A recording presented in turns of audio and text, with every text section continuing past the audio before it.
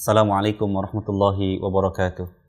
Innal hamdalillah hamdan katsiran thayyiban mubarakan fi kama yuhibbu rabbuna wa yarda. Wassalatu wassalamu ala Rasulillah nabiyina Muhammadin wa ala alihi wa ashabihi wa man tabi'ahum bi ihsanin ila yaumiddin. Qala Allah tabaraka wa ta'ala ya ayyuhalladzina amanu taqullaha haqqa tuqatih wa la tamutunna illa wa antum muslimun. وقال تبارك وتعالى يا أيها الذين آمنوا اتقوا الله وقولوا قولا سديدا يصلح لكم أعمالكم ويغفر لكم ذنوبكم ومن يطع الله ورسوله فقد فاز فوزا عظيما أما بعد فإن خير الحديث كتاب الله وخير الهدي هدي محمد صلى الله عليه وسلم وشر الأمور محدثاتها فإن كل محدثة بدعة وكل بدعة ضلالة وكل ضلالة في النار. Ma'asyiral muslimin, kaum muslimin, para pemirsa Ahsan TV dimanapun Anda berada. Alhamdulillah, senang sekali di hari ini, Kamis, kami menemani Anda kembali dalam program kajian rutin yang membahas tentang tafsir Al-Muyassar. Di kesempatan pagi hari ini, insya Allah selama lebih kurang 60 menit ke depan kami menemani Anda kembali. Dan Ustaz akan melanjutkan pembahasan masih di surat Al-Baqarah di ayat 200, yakni 238 sampai dengan ayat 242. Jadi insyaallah ta'ala lebih kurang sekitar 5 ayat di kesempatan pagi hari ini. Ustaz akan menjelaskan tafsir dari surat Al-Baqarah. Dan seperti biasa, kami mengajak para pemirsa untuk bisa bergabung dalam segmen soal jawab. Bagi pemirsa yang ingin bertanya secara langsung, kami persilahkan untuk menghubungi dua layanan telepon yang sudah kami persiapkan. Yang pertama, kami persilahkan bisa menghubungi nomor telepon di 021 891061135.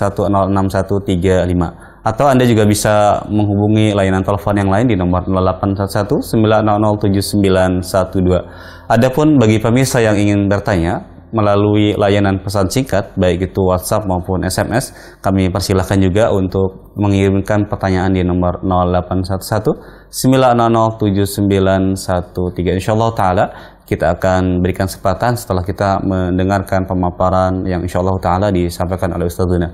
Baik, alhamdulillah kita telah terhubung dengan Ustadz di kediaman beliau di Cilengsi. Kita sapa terlebih dahulu. Assalamualaikum warahmatullahi wabarakatuh, Ustadz. Waalaikumsalam warahmatullahi wabarakatuh. Gimana Ustaz kabar antum dan keluarga Ustaz? Alhamdulillah semuanya dalam keadaan baik dan sehat. Semoga antum dan kru di sana juga demikian. Amin. Barakallahu fiik wa jazakumullahu khairan. Baik, kita simak pemaparan dari Ustaz dan kami persilakan bagi pemirsa Ahsan TV untuk menyiapkan alat tulisnya. Barangkali nanti ada poin-poin penting yang akan disampaikan oleh Ustaz. Kami persilakan kepada Ustadz untuk memulai pembahasan di pagi hari ini. Falyatafaddal masykuran. Jazakallahu khairan. Bismillahirrahmanirrahim.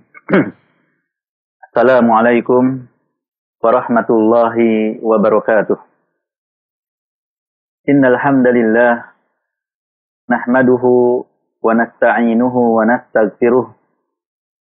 Wa na'udzu billahi min syururi anfusina wa min sayyiati a'malina. May yahdihillahu fala mudilla lahu wa may yudlilhu fala hadiyalah. Asyhadu an la ilaha illallah wahdahu la syarikalah wa asyhadu anna Muhammadan 'abduhu wa rasuluh. Allahumma shalli wa sallim wa barik ala 'abdika wa rasulika Muhammad wa ala alihi wa ashabihi wa man tabi'ahum bi ihsanin ila yaumiddin. Qala Allah Ta'ala ya ayyuhalladzina amanu taqullaha haqqa tuqatih wa la tamutunna illa wa antum muslimun. Amma ba'du. Bapak dan Ibu, kaum muslimin dan muslimat, para pemirsa Ahsan TV yang semoga dirahmati dan dimuliakan Allah Subhanahu wa taala. Alhamdulillah kita memuji dan bersyukur kepada Allah Subhanahu wa taala atas segala nikmat dan karunia yang Allah berikan kepada kita semua, terutama nikmat iman, nikmat Islam, dan juga nikmat yang sangat penting bagi kita semua, yaitu nikmat kesehatan. Sehingga di kesempatan pagi ini Allah Subhanahu wa taala mudahkan kita untuk kembali menuntut ilmu, bersama-sama mempelajari kitabullah dan sunnah Rasulullah sallallahu alaihi wasallam melalui kajian tafsir Al-Muyassar yang merupakan ya kitab ringkas dalam menjelaskan Al-Quran yang disusun oleh Kementerian Agama Saudi Arabia. Para pemirsa Hasan TV, kaum muslimin dan muslimat yang semoga dirahmati dan dimuliakan Allah. Di kesempatan ini, insya Allah kita akan membahas ayat 238 dari surat Al-Baqarah hingga ayat 242 insya Allah Ta'ala. Allah Subhanahu wa Ta'ala berfirman setelah a'udzu billahi minasyaitonir rajim, hafizu 'ala sholawati was salatil wusta wa qumu lillahi qanitin. Jagalah oleh kalian, wahai kaum muslimin, salat 5 waktu yang diwajibkan dengan cara rutin dalam menjalankannya pada waktu-waktu yang ditentukan, dengan memenuhi syarat-syarat, rukun-rukun, dan juga kewajiban-kewajibannya. Dan jagalah salat yang berada di tengah-tengah antara salat-salat itu, yaitu salat asar, dan dirikanlah salat kalian dengan menaati Allah, khusyuk, lagi tunduk, menghinakan diri kepada Allah Subhanahu wa Ta'ala. Para pemirsa Hasan TV, kaum muslimin dan muslimat yang semoga dirahmati dan dimuliakan Allah Subhanahu wa Ta'ala, di dalam ayat ini, ayat 238, Allah Subhanahu wa Ta'ala memerintahkan kita semua, kaum muslimin, ya umat Rasulullah sallallahu alaihi wasallam, untuk senantiasa menjaga ya salat 5 waktu yang telah Allah Subhanahu wa Ta'ala tetapkan, yang merupakan rukun Islam kedua setelah mengucapkan 2 kalimat syahadat la ilaha illallah dan syahadat Muhammad Rasulullah. Allah perintahkan untuk menjaganya dengan sebaik-baiknya, melaksanakannya di waktu yang telah ditetapkan, tidak di luar waktu tersebut. Karena ya, sebagaimana firman Allah, inna salata kanat 'alal mu'minina kitaban mawquta. Sesungguhnya salat itu diwajibkan atas orang-orang beriman pada waktu yang telah ditentukan. Dan menjaga salat tersebut dengan memenuhi syarat-syaratnya. Hal-hal yang harus dipersiapkan sebelum ya dimulai salat, yang harus terpenuhi sebelum dimulai salat. Ya. Seperti misalnya di antara syarat masuknya waktu.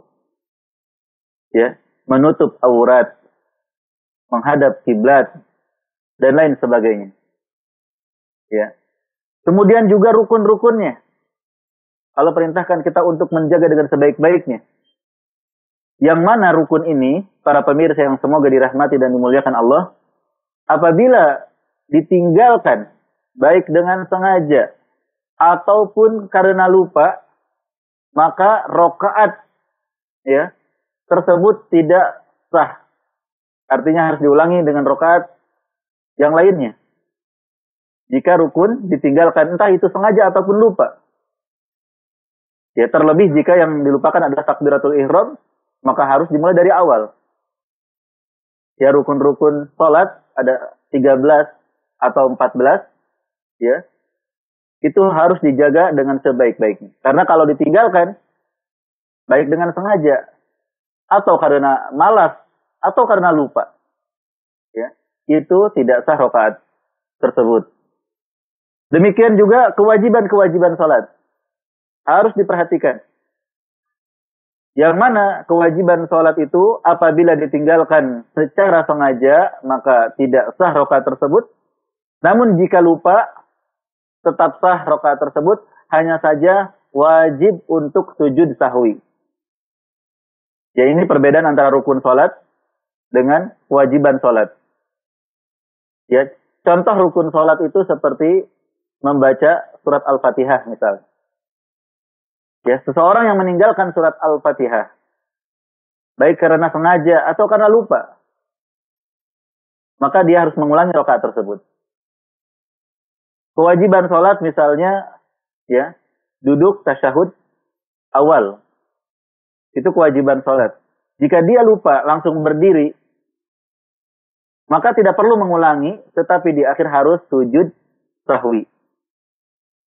Maka ini semua harus dipenuhi. Dan termasuk di dalamnya adalah sunnah-sunnahnya, yang mana Rasulullah SAW perintahkan, "Sallu kama ra'aitumuni usalli." Salatlah kalian sebagaimana kalian lihat aku salat. Dan Allah perintahkan di sini yang harus lebih ditekankan adalah menjaga salat wusta, yaitu salat asar, berdasarkan pendapat jumhur ulama. Mengapa? Karena di waktu asar tersebut kebanyakan orang sedang sibuk dalam pekerjaannya. Sehingga di antara mereka lalai dengan perdagangannya, dengan pekerjaannya. Oleh karena itu, hanya orang-orang beriman yang menjaga waktu tersebut, walaupun sedang sibuk, mereka memprioritaskan sholat.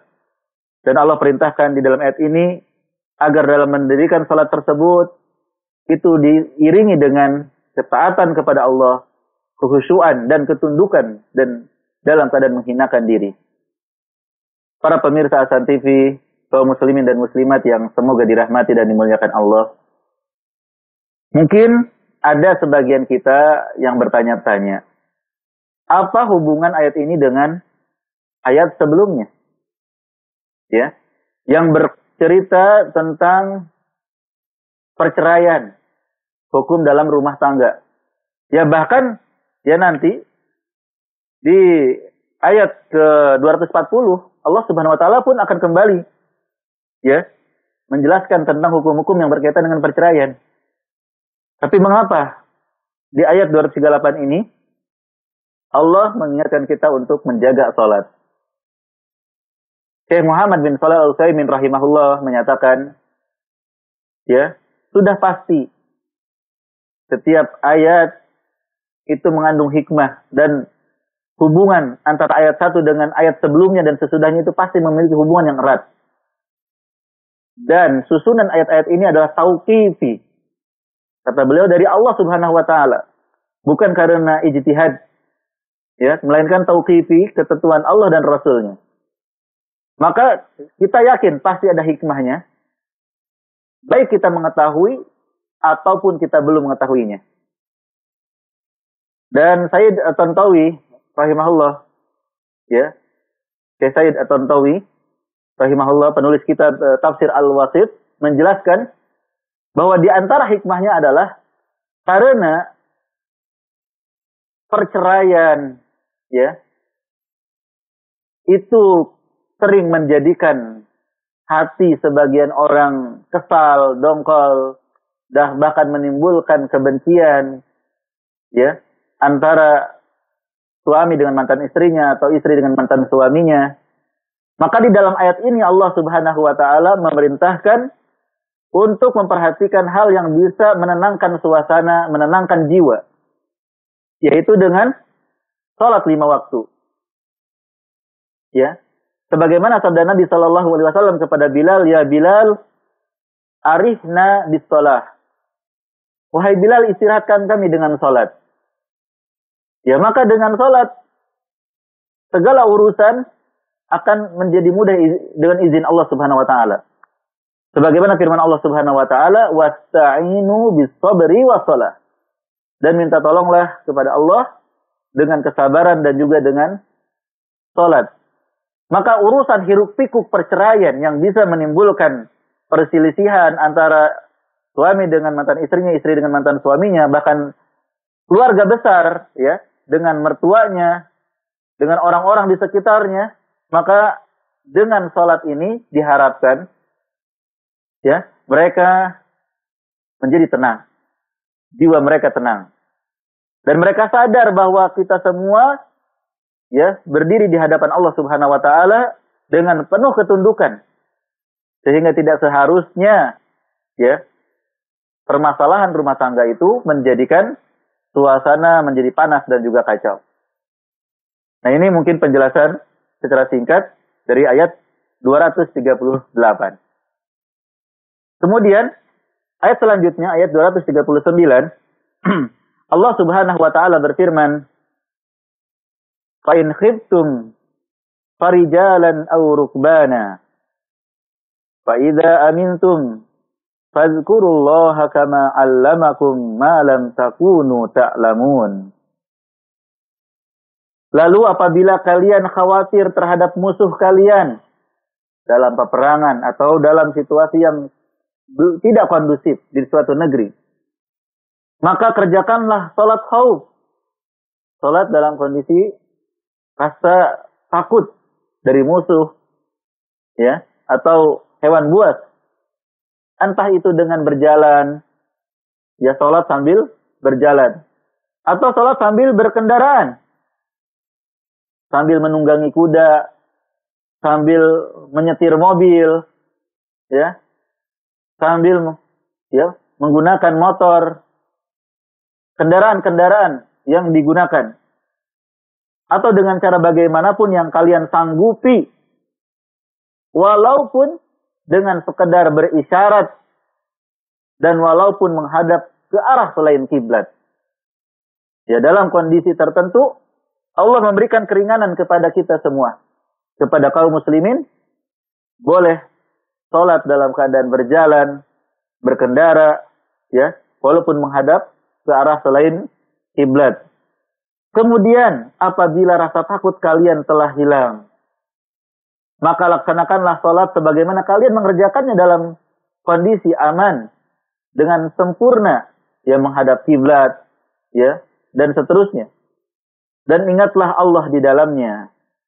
Dan janganlah kalian menguranginya dari tata cara yang baku, yang telah dijelaskan. Dan bersyukurlah kepada Allah atas hal-hal yang Allah ajarkan kepada kalian berupa ilmu tentang perkara-perkara ibadah dan juga tentang hukum-hukum yang kalian tidak punya pengetahuan tentang itu sebelumnya. Para pemirsa Ahsan TV, kaum muslimin dan muslimat yang semoga dirahmati dan dimuliakan Allah Subhanahu wa taala.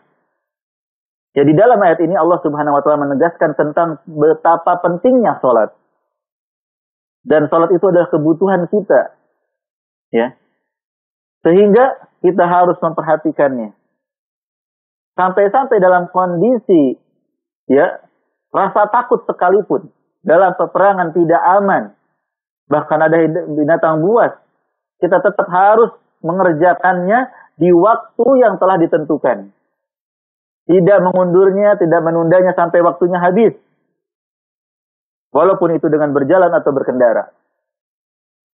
Ya, kemudian Allah Subhanahu wa taala, ya, memerintahkan apabila kondisi sudah stabil, kembali aman, maka salatlah sebagaimana mestinya, ya.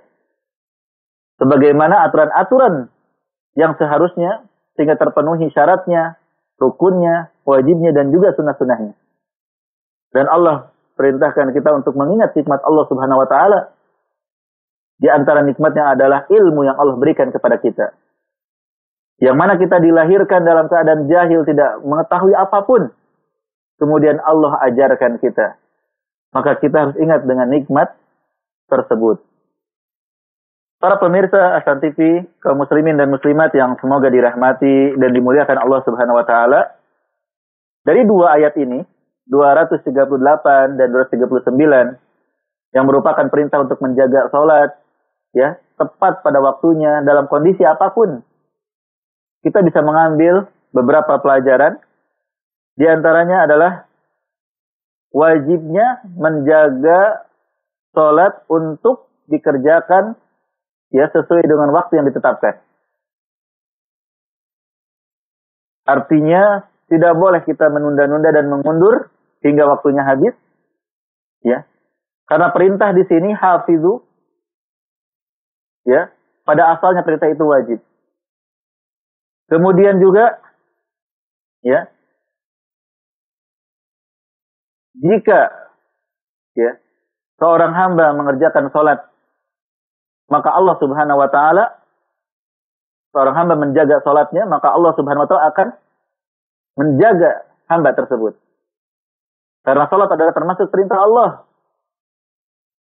Rasulullah sallallahu alaihi wasallam bersabda, ihfadillaha yahfazka. Ya, jagalah Allah Subhanahu wa taala, maka Allah Subhanahu wa taala akan menjagamu.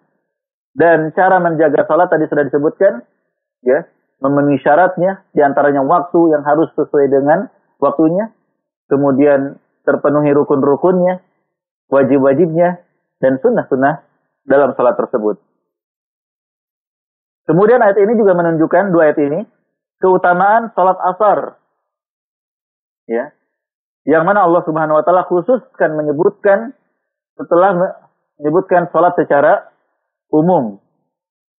Rasulullah sallallahu alaihi wasallam bersabda, "Man shalal bardain dakhalal jannah."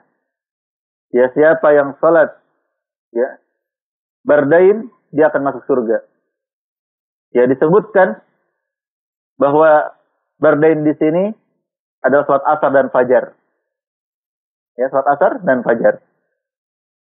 Kemudian Nabi sallallahu alaihi wasallam juga bersabda, "Innakum satarawna rabbakum kama tarawna hadzal qamar, la tudamuna fi ru'yatihi."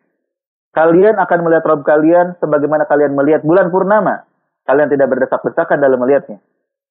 Fa in istata'tum alla taghlibu ala salati qabla itulu'i syamsi wa qabla ghurubiha faf'alu. Jika kalian mampu ya untuk tidak terlewatkan, tidak terlalaikan dalam melaksanakan salat sebelum ya terbenam matahari, salat asar, ya, sebelum terbit matahari, mohon maaf, yaitu salat subuh, dan sebelum terbenam salat asar, maka lakukanlah. Ini menunjukkan keutamaan salat asar. Kemudian ayat ini juga menunjukkan ya perintah untuk tunduk dan khusyuk kepada Allah Subhanahu wa taala, khususnya dalam melaksanakan salat. Ya, kekhusyuan hati, ketundukan itu akan nampak pada anggota badan. Maka ketika sholat tidak boleh banyak gerak, tidak boleh berbicara, ya, tidak boleh melakukan hal-hal yang menunjukkan ketidakkhusyuan.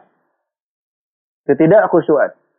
Oleh karena itu sangat dianjurkan ketika seseorang akan melaksanakan sholat untuk menyiapkan dirinya, pakaiannya, tempatnya, agar benar-benar siap, ya, yang mendukung kekhusyuan. Jangan misalnya ibu-ibu sebelum sholat merebus air, ya, sehingga ketika sholat ingat airnya sudah mendidih. Ya, apalagi misalnya ya sambil sholat sambil menggoreng ikan, ya, maka ikannya bisa gosong dan akan terganggu kekhawatiran kita ketika sholat dengan ikan yang sedang digoreng tersebut. Kemudian di antara pelajaran berikutnya adalah luasnya kasih sayang Allah Subhanahu wa taala. Para pemirsa Hasan TV yang semoga dirahmati dan dimuliakan Allah, di antara bentuk keluasan rahmat Allah, kasih sayang Allah adalah bahwa Allah Subhanahu wa taala menjadikan agama ini mudah. Ya. Ad-dinu yusrun, kata Rasulullah. Agama ini mudah. Dan dalam bertakwa kepadanya sesuai dengan kemampuan. Fattakullah mastata'tum. Bertakwalah kepada Allah semampu kalian. Oleh karena itu ketika dalam kondisi tidak aman, ya, maka disyariatkan salat khauf, salat sambil berjalan, salat sambil berkendara, ya, walaupun tidak mengarah kepada kiblat. Adapun dalam kondisi aman, maka harus mengarah kiblat. Ya. Khusus untuk salat maghrib. Adapun salat sunnah maka diperbolehkan ya salat di kendaraan walaupun arahnya tidak ke kiblat. Adapun salat wajib maka dia harus menghadap kiblat. Jika dia duduk di pesawat, maka pastikan pesawatnya menghadap kepada kiblat. Jika tidak, maka dia mencari tempat yang menghadap ke kiblat. Ya. Kemudian di kendaraan, di bis, ya, jika dia memungkinkan untuk berhenti, maka berhenti di tempat peristirahatan agar bisa sholat di tempat istirahat di rest area menghadap kepada kiblat. Jika bisnya dalam perjalanan mengarah ke tidak ke arah kiblat. Kemudian, kedua ayat ini juga menunjukkan ya bahwasanya diperbolehkan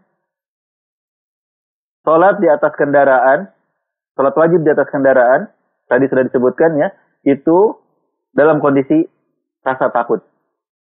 Adapun sholat sunnah boleh dalam keadaan takut maupun dalam keadaan aman. Sebagaimana ayat ini juga menunjukkan bahwasanya seseorang harus kembali mengerjakan ibadah sebagaimana mestinya secara sempurna jika uzurnya sudah hilang. Jika sudah tidak ada rasa takut, maka ya sempurnakan sholatnya. Orang yang sholat sambil duduk ketika sakit, jika uzurnya, sakitnya hilang, maka dia harus kembali sholat sambil berdiri. Ya, seperti itu. Kemudian ayat itu juga menunjukkan nikmat yang sangat besar yang Allah berikan kepada kita, di antaranya adalah ilmu.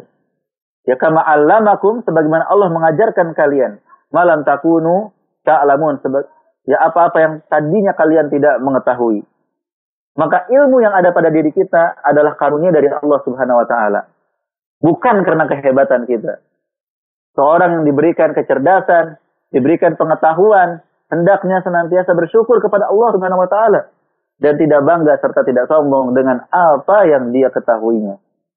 Nah, ini ayat 238 dan 239. Para pemirsa Hasan TV, kaum muslimin dan muslimat yang semoga dirahmati dan dimuliakan Allah, kita akan lanjutkan ya di ayat 240. Dan ayat 240 ini, para pemirsa, kembali Allah Subhanahu wa taala menjelaskan tentang yang berkaitan dengan ya rumah tangga, yaitu ketika seseorang meninggal dunia seperti apa? Meninggalkan istrinya. Allah Subhanahu wa taala berfirman, "Walladzina yutawaffawna minkum wa yadharuna azwajan wasiyatan li azwajihim mata'an ilal hauli ghairu ikhraj. Fa in kharajna fala junaha 'alaikum fima fa'alna fi anfusihinna mim ma'ruf. Wallahu azizun hakim."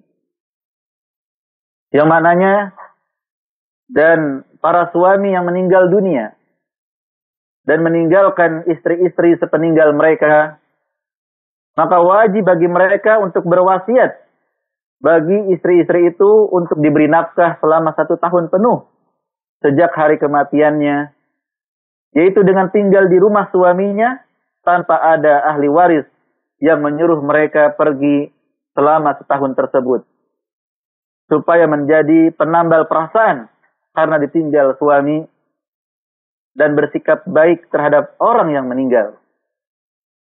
Maka apabila istri-istri keluar dari rumah dengan kemauan mereka sendiri sebelum masa 1 tahun berakhir, maka tidak ada dosa atas kalian, wahai para ahli waris, terkait hal tersebut.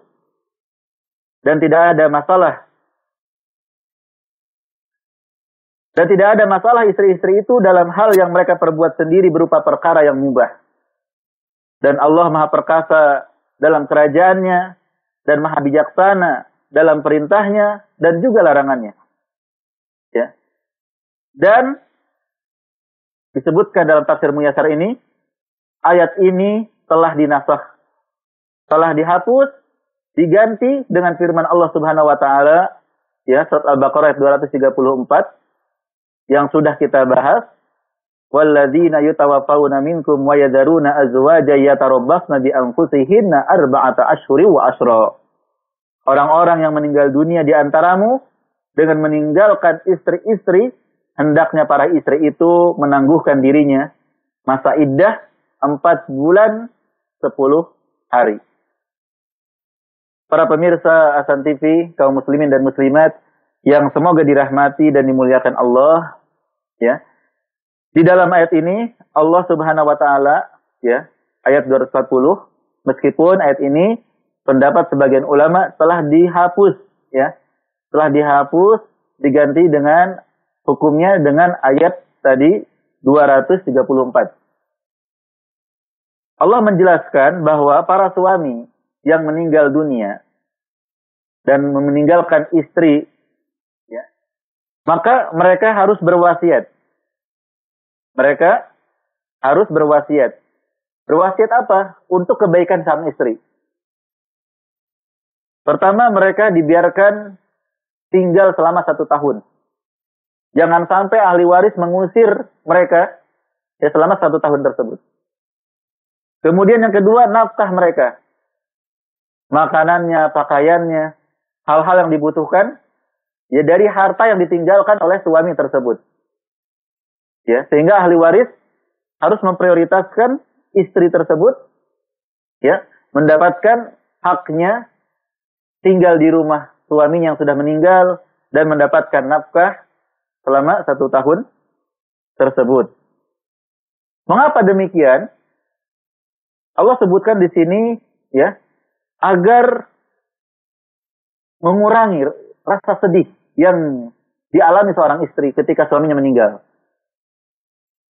Ya, bagaimanapun, seorang istri pasti sedih ketika suami yang ia cintai meninggalkan ya dirinya, meninggalkan anak-anaknya. Maka dengan adanya wasiat tersebut, ya tetap bisa tinggal di rumah, tetap mendapatkan nafkah yang diambil dari harta waris tersebut, itu bisa sedikit mengobati ya rasa pedih yang diderita oleh istri yang ditinggal suaminya. Namun hal itu ya tidak mengapa jika istri sendiri atau wanita tersebut keluar dari rumah sebelum 1 tahun. Ya. Sebelum 1 tahun ingin keluar dari rumah tersebut, ingin pindah ke rumah orang tuanya misalnya, ya, atau kemana saja yang ia sukai selama dalam kebaikan, maka tidak mengapa. Tidak ada dosa atas ahli waris tersebut. Ya. Karena itu keluar dari keinginan sendiri. Bukan karena diusir oleh ahli waris. Dan Allah Subhanahu wa taala menegaskan bahwa Allah sangat bijaksana dalam perintah dan larangannya. Para pemirsa Asar TV kaum muslimin dan muslimat yang semoga dirahmati dan dimuliakan Allah. Ya memang terkait ayat ini para ulama tafsir berbeda pendapat. Ya ada yang mengatakan sebagaimana tafsir Al-Muyassar bahwa ayat ini dinasakh. Ya. Dinasakh dengan ayat 234. Artinya sudah tidak berlaku lagi.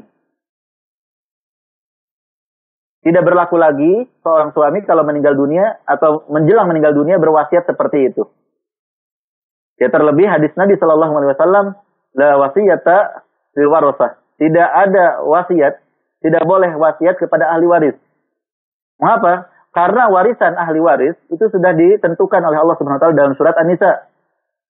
Ya, bagaimana seorang istri dapat bagian dari suaminya?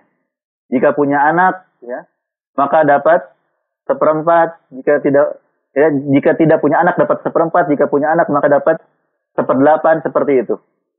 Artinya sudah ada bagian-bagiannya masing-masing. Tidak boleh berwasiat kepada istri, tidak boleh berwasiat kepada anak yang merupakan ahli warisnya sendiri. Wasiat hanya boleh diberikan kepada selain ahli waris, dan itu pun tidak boleh melebihi dari 1/3. Kata Rasulullah, sulusu katsir. Dan 1/3 itu sudah sangat banyak. Ya tidak boleh misalkan berwasiat kepada orang lain, kepada suatu lembaga untuk dihibahkan, diwakafkan lebih dari 1/3 harta sang mayit tersebut. Nah jadi tentang wasiat itu sudah tidak diperbolehkan kepada ahli waris, termasuk kepada istri. Dan bagi istri yang ditinggal suaminya sudah disebutkan bahwa mereka tinggal dalam masa iddah 4 bulan 10 hari bukan 1 tahun. Ini pendapat yang pertama dan pendapat yang dikuatkan oleh para penyusun tafsir Al-Muyassar. Ada pendapat yang kedua, bahwasanya ayat ini tidak dinasakh, tetap muhkam. Ya tetap muhkamah. Artinya tetap ada. Dan menggabungkan dengan ayat 234 adalah bahwa 4 bulan 10 hari adalah masa iddahnya. Adapun sisanya itu bukan masa iddah, melainkan ya kebaikan, suatu kebaikan yang sudah selayaknya didapatkan oleh seorang wanita yang ditinggal suaminya. Dan itu terbukti bahwa mereka boleh keluar dari rumah, ya, boleh keluar dari rumah walaupun belum 1 tahun. Ya, tidak ada dosa, tidak ada masalah jika wanita tersebut keluar dari rumah suaminya walaupun belum 1 tahun. Ya. Jadi terkait dengan tinggalnya seorang wanita, sebagian ulama berpendapat ini tidak bertentangan. Tetapi wallahu a'lam bishawab ya, pendapat yang kuat ya, ayat ini dinasakh sebagaimana yang disebutkan oleh para penyusun tafsir Al-Muyassar, wallahu a'lam bishawab. Kemudian para pemirsa Hasan TV kaum muslimin dan muslimat yang semoga dirahmati dan dimuliakan Allah.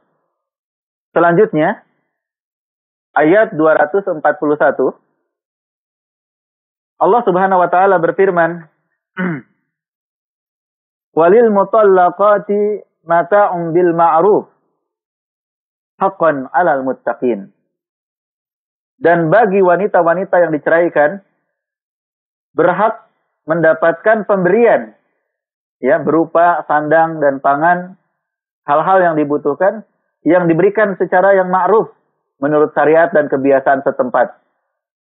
Itu merupakan kewajiban atas orang-orang yang takut kepada Allah dan bertakwa kepadanya dalam menjalankan perintah dan menjauhi larangannya.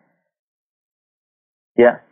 Sebagaimana kita ketahui bahwa perceraian itu dalam Islam ya merupakan salah satu solusi ketika terjadi perselisihan antara suami istri yang sulit untuk berdamai di antara keduanya, yang tidak mungkin lagi tegak hukum-hukum Allah di dalamnya, ya, sehingga harus terjadi perceraian. Dan biasanya ada mediasi dari hakim, kenapa harus bercerai, apa alasannya dan seperti apa. Jika memungkinkan untuk kembali, maka mereka dianjurkan untuk kembali. Tapi jika memang dilihat ini sudah tidak memungkinkan kembali, maka ya perceraian itu pun akan dikukuhkan dengan hasil persidangan. Nah, ketika terjadi perceraian, itu tentu akan menimbulkan rasa sedih dan luka bagi wanita yang diceraikan tersebut. Oleh karena itu, dia diperintahkan untuk memberikan pemberian kepada wanita yang diceraikan. Apakah pemberian ini kepada seluruh wanita yang diceraikan atau khusus pada orang-orang tertentu saja? Ya. Sebagian ulama, ini terjadi perbedaan pendapat para pemirsa, ya, sebagian berpendapat mutlak untuk seluruh wanita yang diceraikan. Ya, untuk wanita semua yang diceraikan. Ya. Namun sebagian berpendapat ini khusus ya untuk wanita yang belum dicampuri. Wanita yang belum dicampuri, ya, maka mereka berhak mendapatkan. Ya, kemudian juga wanita yang sudah disebutkan berapa besarannya maharnya tapi belum diserahkan. Ya, jadi ini terjadi perbedaan. Namun hikmahnya di sini adalah bahwa dalam Islam menjalin hubungan yang baik ya antar sesama itu sangat diperhatikan. Walaupun itu dengan para mantan sekalipun. Bagaimana caranya agar terjadi perdamaian, agar terjadi kerukunan, di antaranya adalah dengan memberikan pemberian yang layak ya kepada wanita yang diceraikan. Wallahu a'lam bishawab. Kemudian di ayat 242 Allah Subhanahu wa taala berfirman, "Kadzalika yubayyinullahu lakum ayatihi la'allakum ta'qilun." Ya. Demikianlah Allah Subhanahu wa taala menjelaskan bagi kalian ayat-ayatnya ya, agar kalian dapat memahami dan mengamalkannya. Dengan keterangan jelas seperti ini dalam hukum-hukum terkait anak-anak, istri, Allah menjelaskan kepada kalian ayat-ayat dan hukum-hukumnya dalam seluruh hal yang kalian perlukan dalam kehidupan kalian di dunia dan tempat kembali kalian di akhirat agar kalian dapat memahami dan mengamalkannya. Allah menjelaskan bahwa Allah Subhanahu wa taala menjelaskan segala sesuatu yang dibutuhkan oleh manusia, baik dalam kehidupan dunia maupun dalam kehidupan akhirat. Dalam kehidupan dunia diantaranya dalam kehidupan rumah tangga, dalam kehidupan yang berkaitan dengan anak, dengan istri. Bagaimana seharusnya hal itu Allah turunkan sebagai nikmat bagi kita semua agar kita dapat memahami dan juga mengamalkannya. Para pemirsa Hasan TV, kaum muslimin dan muslimat yang semoga dirahmati dan dimuliakan Allah, kita bisa mengambil beberapa pelajaran dari ayat 240 hingga 242. Di antaranya adalah bahwa seorang istri ya tetap memiliki status sebagai istri selama selama masa iddah ketika suaminya meninggal. Atau seorang wanita yang ditinggal mati suaminya, ketika masa iddah itu tetap disebut sang istri. Ya, mereka berhak mendapatkan nafkah, mereka berhak mendapatkan tempat tinggal, ya tetap tinggal di rumahnya. Bahkan mereka diperbolehkan untuk memandikan suaminya yang meninggal tersebut. Ya, ini menunjukkan bahwa istri tetap sebagai istri walaupun suaminya sudah meninggal ya dunia. Pelajaran berikutnya adalah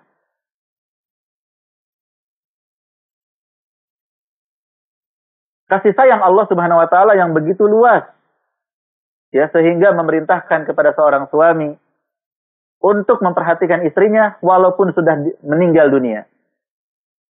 Ya. Ketika mendekati kematian, seorang suami diperintahkan untuk memperhatikan istrinya. Ya, dalam ayat ini sebelum dinazah Allah perintahkan untuk berwasiat agar istrinya tetap tinggal di rumah, agar mendapatkan nafkah dan lain sebagainya. Bayangkan para pemirsa yang semoga dirahmati dan dimuliakan Allah. Jika setelah meninggal saja seorang wanita harus mendapatkan perhatian dari istrinya, dari suaminya. Bagaimanakah ketika suaminya itu masih hidup? Ya, tentu lebih berhak untuk mendapatkan perhatian, mendapatkan tempat tinggal, mendapatkan nafkah, ya, mendapatkan hal-hal yang dibutuhkan sebagaimana mestinya ya dari seorang istri kepada seorang suami. Kemudian diperbolehkan, ayat ini menunjukkan diperbolehkan bagi seorang wanita yang ditinggal mati suaminya untuk meninggalkan rumah suaminya. Ya, dengan cara yang baik, dengan alasan yang baik. Kemudian ayat ini juga menunjukkan bahwa yang bertanggung jawab terhadap para wanita adalah lelaki. Ya, ketika ada suami maka suami, ketika suami meninggal maka kembali kepada para wali ya dari kalangan laki-laki. Oleh karena itu, para pemirsa yang semoga dirahmati dan dimuliakan Allah, kita sebagai laki-laki, ya, hendaknya memperhatikan siapa wanita-wanita yang ada di sekitar kita. Kita bertanggung jawab atas mereka. Ya, bertanggung jawab atas mereka. Kemudian, ayat ini juga menunjukkan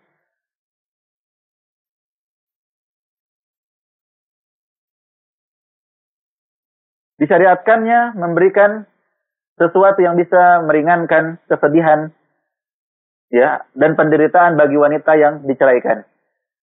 Ya, untuk mengurangi rasa yang tidak enak di dalam hati mereka. Kemudian penjelasan bahwasanya hanya orang-orang yang bertakwa yang akan memperhatikan hak-hak orang lain. Termasuk hak-hak ya, istrinya, keluarganya, tetangganya. Ya, karena segala hukum syariat itu diwajibkan kepada seluruh kaum muslimin dan hanya orang yang bertakwa saja yang takut kepada Allah sehingga melaksanakan syariat tersebut. Ini menunjukkan orang-orang yang kurang menunaikan hak orang lain adalah bukan orang yang bertakwa. Jika ada seorang lelaki yang melalaikan kewajiban kepada istrinya, kepada anaknya, maka dia bukan orang yang bertakwa.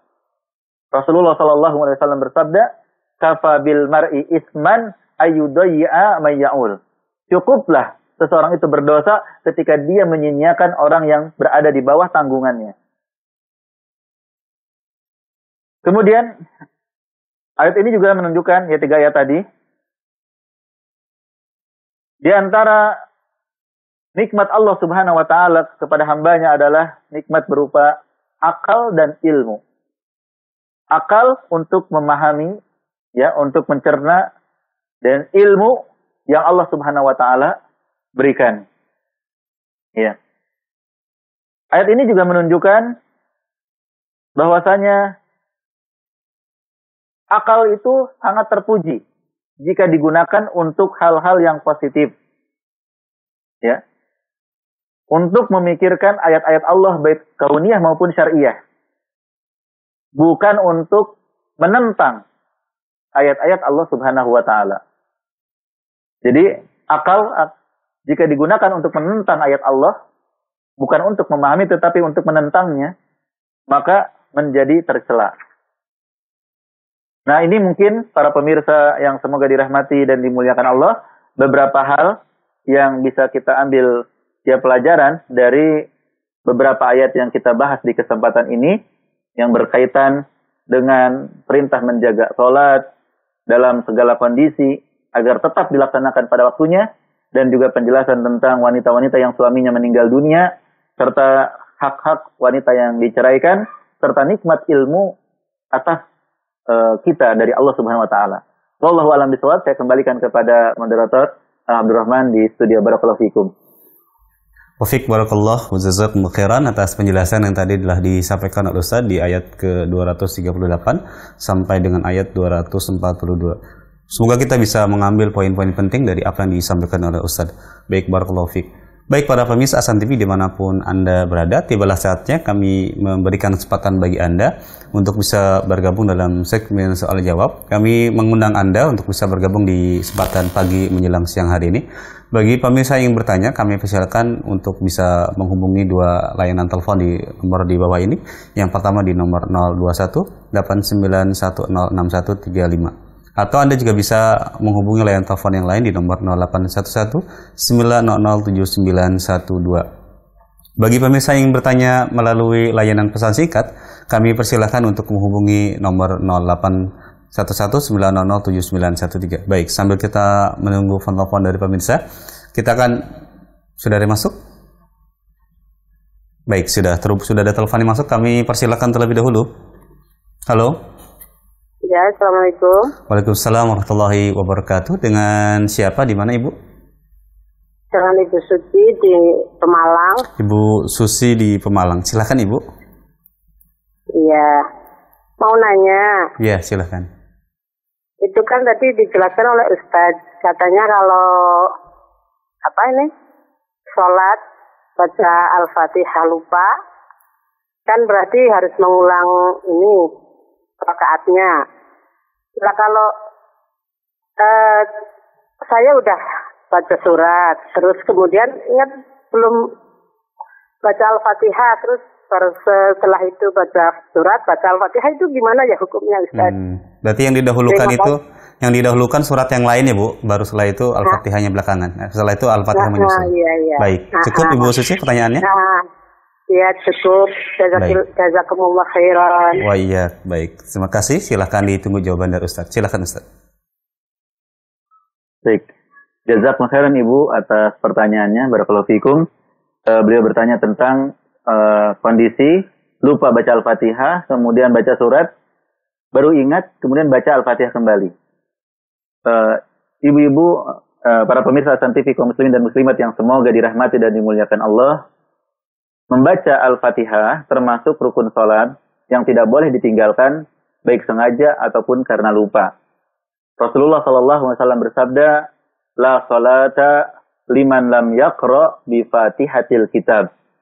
Tidak sah sholat orang yang tidak membaca surat Al-Fatihah. Ya, maka harus membaca surat Al-Fatihah. Ya, ketika kondisinya tadi seperti Ibu sebutkan, ya, ketika selesai membaca surat baru ingat belum Al-Fatihah. Jika ibu bisa baca Al-Fatihah di rakaat tersebut, maka ya rakaat tersebut sah. Baca Al-Fatihah, kemudian baca surat lagi. Ya, kembali lagi. Tapi kalau ibu baru ingatnya setelah ibu ruku, setelah ibu sujud, atau di rakaat kedua, maka rakaat yang tadi lupa itu dianggap tidak ada. Maka rakaat tadi dianggap tidak ada, berarti rakaat kedua menjadi rakaat pertama. Ya. Jadi kalau masih berdiri di rakaat pertama, belum ruku, belum sujud, maka ya itu masih bisa langsung ketika ingat bahwa belum dibaca, langsung baca Al-Fatihah. Setelah baca surat, kemudian ruku, kemudian selanjutnya. Ya. Jadi masih bisa, tidak perlu mengulang dari awal. Demikian, Ibu. Wallahu a'lam bishawab. Nah, Ustaz, jazakallahu khairan atas jawaban dari pertanyaan Ibu Suci di Pemalang. Mudah-mudahan Ibu bisa menyimak jawaban dari Ustaz. Baik, barakallahu fiik. Ada teman berikutnya terputus? Belum ada. Baik, kita berikan pertanyaan berikutnya melalui layanan pesan singkat Ustaz yang bertanya dari pemirsa. Beliau bertanya terkait dengan sholat juga Ustaz. Assalamualaikum warahmatullahi wabarakatuh. Ustadz, izin bertanya, saya ketika sujud setelah membaca tasbih dan kemudian saya melanjutkan dengan membaca istighfar Ustadz setelah membaca tasbih. Apakah hal itu diperbolehkan Ustadz? Mohon jawaban dari Ustadz. Jazakumullah khairan. Waalaikumsalam warahmatullahi wabarakatuh. Terima kasih Bapak atas pertanyaannya ya terkait dengan bacaan ketika sujud ya. Sujud sebagaimana kita ketahui adalah kondisi paling dekat antara hamba dengan Allah Subhanahu wa taala. Aqrabu ma yakunu bainal abdi wa rabbih as-sujud. Fa aksirud du'a fi sujud. Ya, kondisi yang paling dekat seorang hamba dengan Rabb-nya adalah ketika sujud. Maka perbanyaklah doa ketika sujud. Nah, maka doa di sini tentunya umum yang berhubungan dengan istighfar, yang berhubungan dengan memohon sesuatu, maka diperbolehkan insyaallah ketika sujud ya. Ketika kita salat sendiri, kita bisa memanjangkan sujud semau kita. Berapa lama pun silahkan. Tetapi ketika kita menjadi imam atau kita menjadi makmum, maka kita tidak bisa memanjangkan semau kita. Ketika jadi imam, jangan terlalu panjang sehingga merepotkan makmum. Dan ketika jadi makmum, jangan kita terlalu lama sehingga ketinggalan oleh imam. Ya, karena tidak boleh kita menyelisih imam salat ya. Jika imam sudah mengangkat, kita harus ikut mengangkat. Jadi memperpanjang doa ketika sujud itu sangat mungkin dilakukan ketika kita sholat sendiri. Ya. Jadi tadi pertanyaannya apakah boleh dengan permohonan ampun kepada Allah Subhanahu Wa Taala itu bagian daripada doa masuk kepada keumuman perintah Rasulullah untuk memperbanyak doa ketika sujud ya diperbolehkan. Wallahu a'lam bishawab. Nah, Ustaz, jazakallahu khairan atas jawaban dari pertanyaan pemirsa tadi. Mudah-mudahan bisa menyimak jawaban dari Ustaz. Baik, kita bacakan berikutnya Ustaz, pertanyaan dari pemirsa. Assalamualaikum warahmatullahi wabarakatuh. Ustaz, mohon nasihat dan penjelasan, apakah diperbolehkan bagi seorang istri untuk memberikan uang yang diberikan dari suaminya untuk membantu kedua orang tuanya tanpa meminta izin kepada suami? Mohon nasihat dan jawaban dari Ustaz. Jazakumullahu khairan. Waalaikumsalam warahmatullahi wabarakatuh. Terima kasih atas pertanyaannya. Barakallahu fikum. Dalam Islam itu harta suami adalah milik suami, harta istri adalah milik istri. Ya, maka perlu lihat harta yang diberikan tersebut apakah titipan suami ataukah pemberian kepada istri. Ya, jika suami itu memberikan kepada istri maka sudah berubah menjadi milik istri. Ya, suami memberikan kepada istri ini adalah nafkah untuk bulan ini, misalnya, maka itu sudah menjadi istri. Hak istri untuk mengelola ya uang tersebut untuk digunakan kehidupan rumah tangganya, begitu. Tetapi kalau suami menitipkan, ya, ini tolong jaga ya, tolong simpan ya, tanpa memberikan, artinya itu sebenarnya milik suami. Cuman nitip sama istrinya supaya disimpan, supaya dijaga. Maka itu tetap milik suami. Istri tidak boleh menggunakan kecuali dengan izin suami. Kecuali dengan izin suami ya. Misalnya tabungan suami, istri tahu passwordnya di ATM. Maka jika ingin mengambil harus izin suami.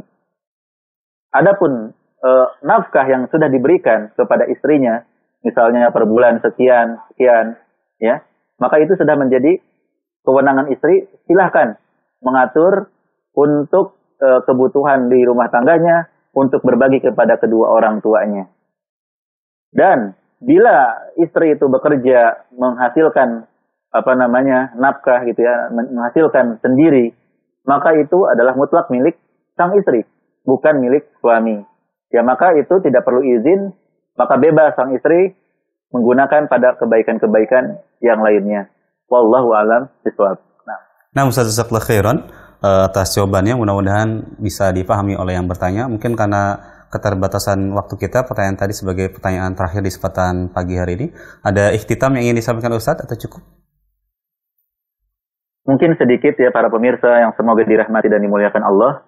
Di ayat yang terakhir ya Allah menyebutkan bahwa Allah Subhanahu wa taala menjelaskan kepada kita semua segala hal, apa-apa yang berkaitan dengan kehidupan dunia, kehidupan akhirat ini menunjukkan bahwa Islam ini sempurna.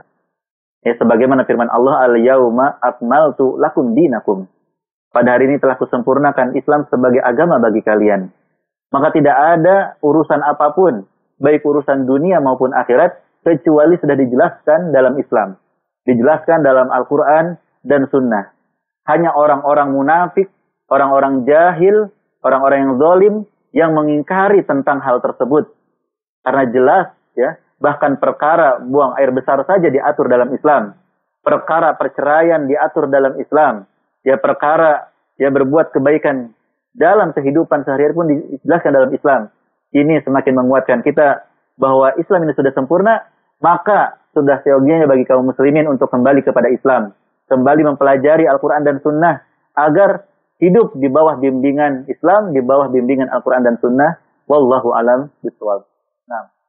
Nah, Ustaz, jazakallahu khairan atas ikhtitam yang telah disampaikan. Mudah-mudahan kita bisa mengambil faedah dan poin-poin penting dari apa yang telah Ustaz sampaikan. Sekali lagi kami ucapkan jazakallahu khairan atas keluangan waktu Ustaz Abu Ja'far Cecep Ahmad LCMAG, atas keluangan waktu Ustaz untuk bisa memberikan nasihat kepada kita semua di kesempatan pagi menjelang siang hari ini. Barakallahu fiik Ustaz. Dan kami ucapkan juga jazakumullah khairan kepada seluruh pemirsa Ahsan TV yang terus menyimak tayangan kajian di setiap hari Kamis ini dari kitab Tafsir Al-Muyassar. Mudah-mudahan kita bisa mengambil pelajaran dari apa yang disampaikan oleh Ustaz. Maka atas nama tim kami mengucapkan jazakumullah khairan atas kontribusi yang telah diberikan dalam program ini, dan kami terus mengajak Anda untuk bisa membantu dalam program ini.